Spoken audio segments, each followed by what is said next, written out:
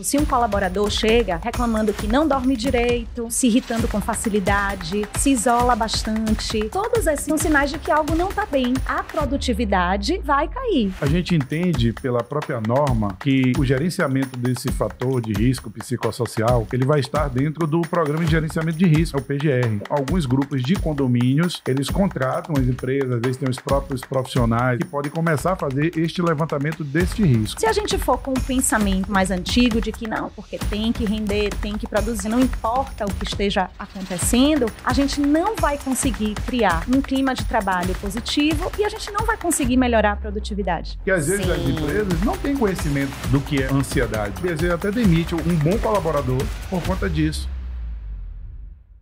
Estimou-se que no mundo 12 bilhões de dias de trabalho são perdidos anualmente devido à depressão e à ansiedade, o que representa aí um custo de quase $1 trilhão na economia global. A gente está falando de mundo, hein?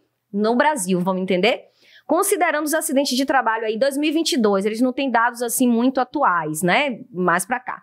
Outros transtornos ansiosos, é uma classificação aí internacional de doenças, muita gente sendo afastado. Representou 3,78% dos adoecimentos. Em terceiro lugar, perdendo apenas para dorsalgia, lesões do ombro. Então não foi à toa que essa norma foi atualizada. Bela, né? Inclusive, isso piorou pós-pandemia, né? Exato, mais acho que ficou mais evidente, mais acentuado. Palavra especialista que sabe do dia a dia, né? Vamos entender, eu acho que Lulu começou falando assim, que bom que a gente está discutindo isso, né? Que bom que a gente está falando sobre saúde mental. Conte pra gente, Lulu. Olha bem, vou fazer uma comparação para a gente entender, né?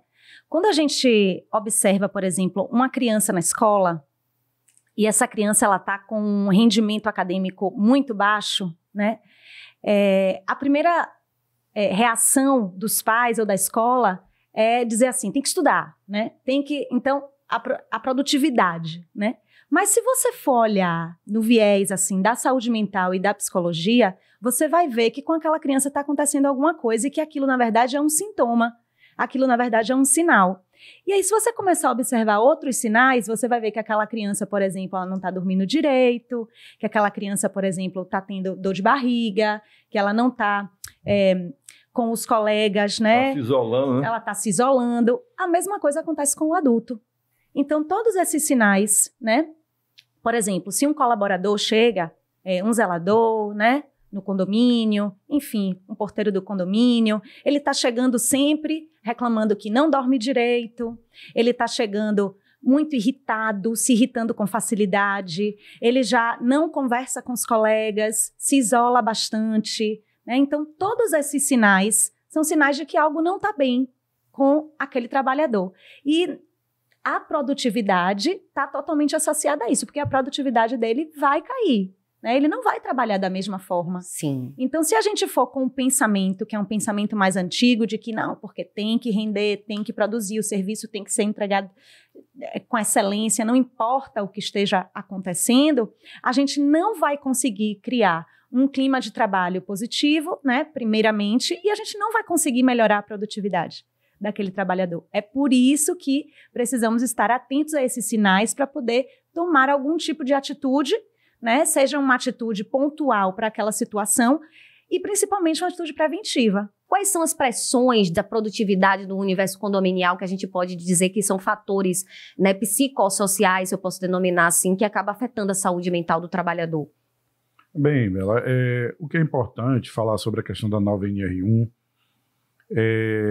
entrou em vigor, né, em maio de 2025, houve uma prorrogação, um prazo maior para que as empresas pudessem se adaptar, de mais um ano, ou seja, não terá multa.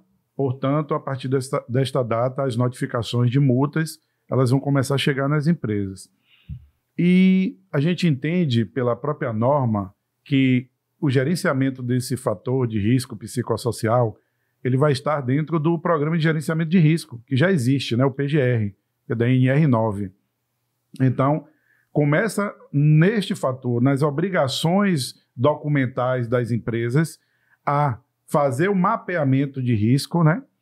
Não só deste risco, como nós já citamos em alguns outros programas aqui, como os riscos físicos, químicos, biológicos, e agora implementando de uma força maior os riscos de fatores psicossociais, tá? Então, essa é a primeira fase aí, é identificar esse risco, né? De que forma foi encontrado dentro dessa empresa, através de uma sobrecarga de trabalho, através de um assédio moral, um assédio sexual, né? Fatores de estresse, para aí começar a ter o quê? Um plano de ação, né? Através do seu inventário de risco, para que as empresas comecem a implementar esta gestão dentro dos condomínios. Agora, Tá. quem indica isso, esse plano de ação, é uma empresa ou o síndico precisa se preocupar com isso e ele faz um plano de ação ou o empresário? Olha, isso vai depender muito do contrato que o condomínio tem, né? Tem alguns casos que os próprios síndicos administram, né? Então, eles têm que buscar uma empresa especializada em segurança e medicina do trabalho, ou alguma empresa especializada na área de psicologia também, que também desenvolve esse levantamento de risco.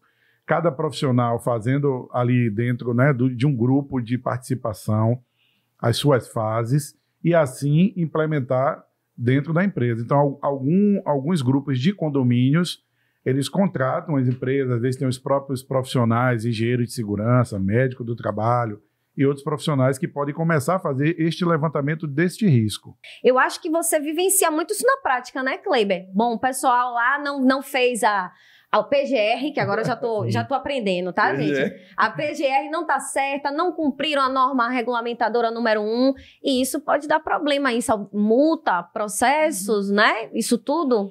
É verdade. O que eu acho muito interessante na questão das normas, né? É porque a gente entende que a justiça não somente é do trabalhador. A justiça também é do trabalho, né? Do empregador.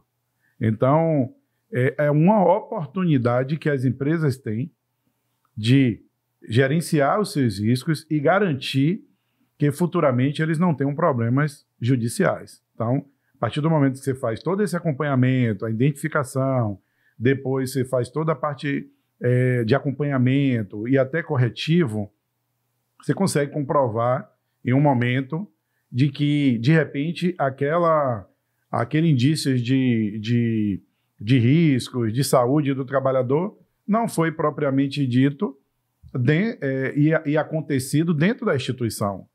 Porque nós temos outros fatores de riscos que levam fora do ambiente de trabalho que pode levar a essa questão do estresse e a doença mental.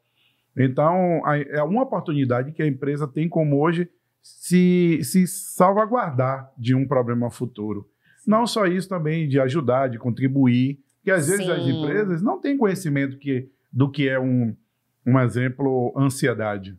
Então, quantos nós, profissionais, temos dificuldade de identificar esses pontos? Quando é feito um acompanhamento dentro de uma empresa, inclusive todos os líderes participam, né, todos os gestores, é como eu falei aqui, às vezes não conseguem identificar que é um problema de saúde. Às vezes pensa até que é o trabalhador que não está mais querendo trabalhar, que chega todo dia estressado, cansado. Entre aspas, fazendo tá um corpo curtindo o final de semana, né? E não, chega atrasado.